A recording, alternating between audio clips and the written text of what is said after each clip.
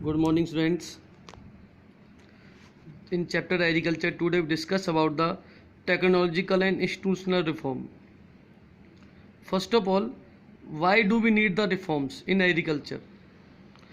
Agriculture is a age old activity. ये ऐसी activity नहीं जो हमने एंशियंट टाइम प्रेजेंट में स्टार्ट की हो.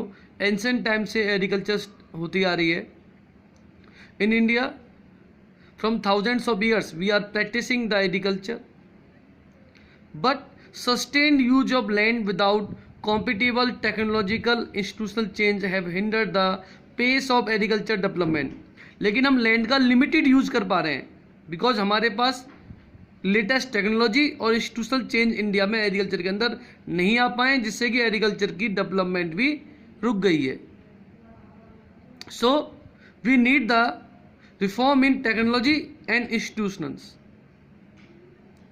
In spite of development of source of irrigation, आज इंडिया में डिफरेंट न्यू टाइप्स के सोर्स ऑफ मीन इरीगेशन आ चुके हैं. हम कैनाल से इरीगेशन करते हैं, सबमर्सिबल से इरीगेशन करते हैं, पॉन्ड से हम इरीगेशन करते हैं. But still mostly farmers in India are still dependent upon the monsoon. आज भी रेनफॉल पर डिपेंड करते हैं. रेनफॉल होती है तो क्रॉप ग्रो होती है, रेनफॉल नहीं है तो क्रॉप ग्रो नहीं होती है.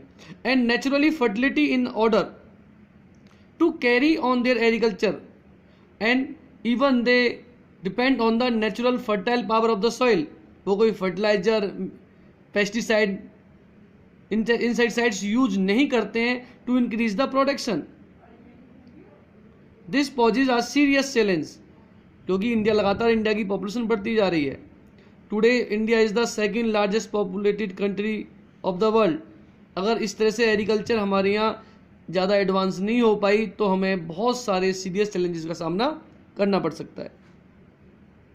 Agriculture provides livelihood for more than 60% its population. India की more than 60% population still engage in agriculture. They dependent on agriculture for their livelihood and for their earning.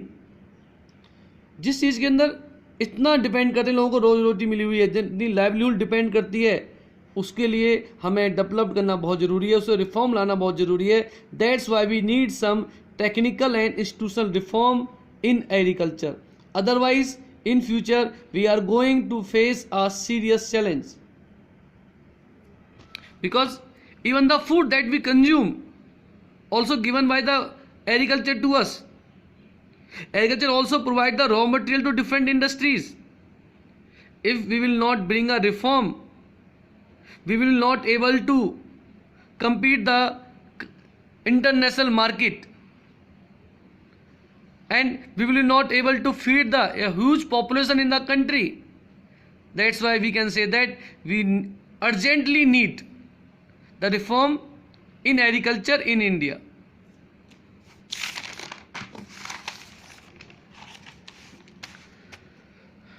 कुछ रिफॉर्म्स इंडिया में start भी हुए अब तक. कुछ रिफॉर्म्स हम discuss करने वाले हैं जो रीसेंट इंडिपेंडेंस के बाद इंडिया में आ चुके हैं.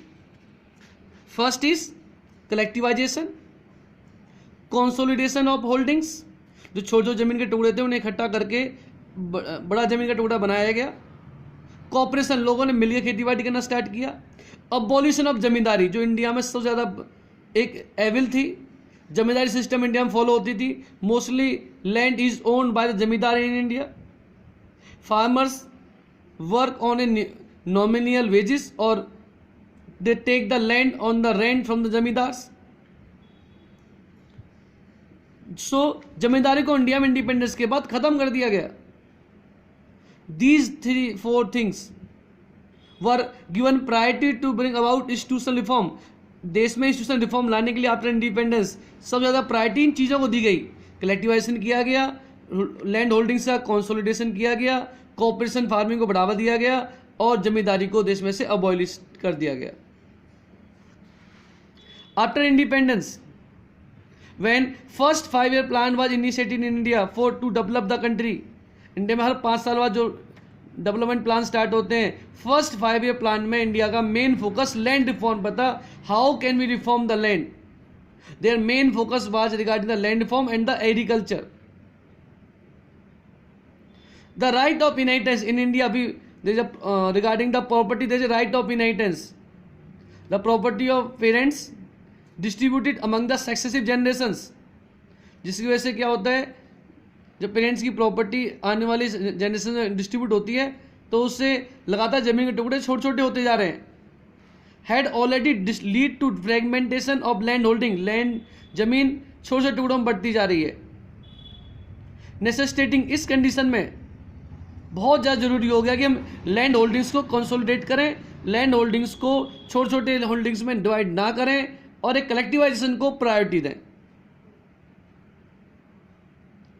There are some reforms which take place during the 1960s and 1970s. There is one is green revolution. It was based on package technology. New means of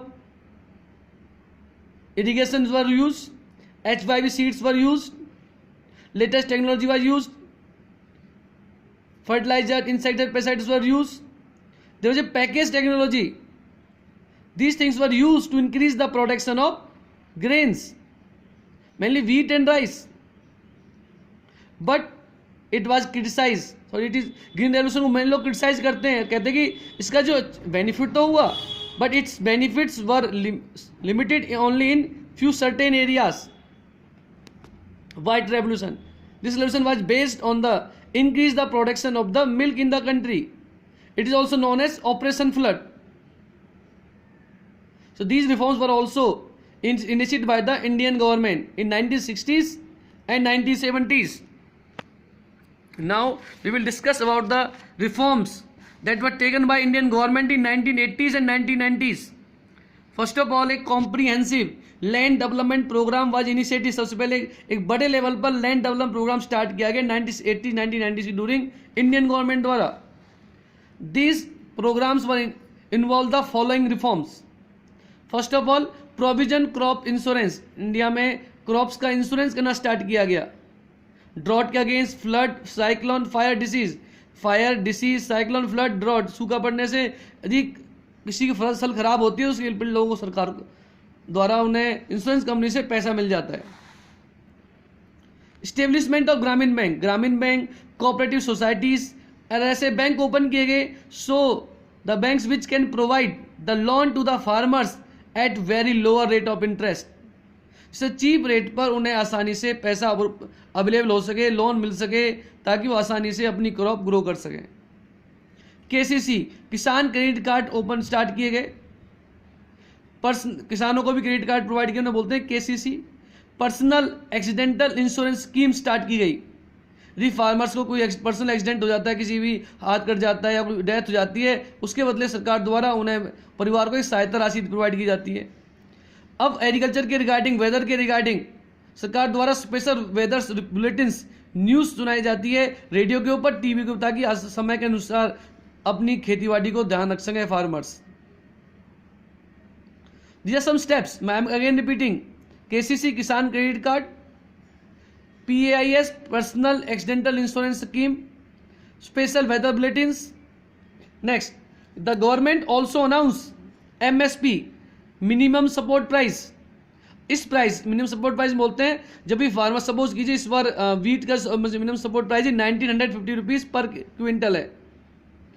अब कोई भी उससे कम प्राइस में फार्मर्स की फसल नहीं खरीद सकता है. इतना पैसा तो किसान को मिलेगा ही मिलेगा. इसके अलावा फार्मर्स की जो दूसरों की labour, as a farm labour काम करते हैं, उनकी सैलरी फिक्स की गई. प्रोक्योरमेंट प्राइसेस फिक्स किए गए क्रॉप्स का, ताकि मिडलमैन्स फार्मर्स का एक्सप्लोटेशन ना कर सकें. इसके लिए सारी फैसिलिटी पॉलिसीज़ को, सारे रिफॉर्म्स को इंडिया में लाया जा चुका है. Still we need some more reforms in our country to develop the agriculture. That's all for today, students.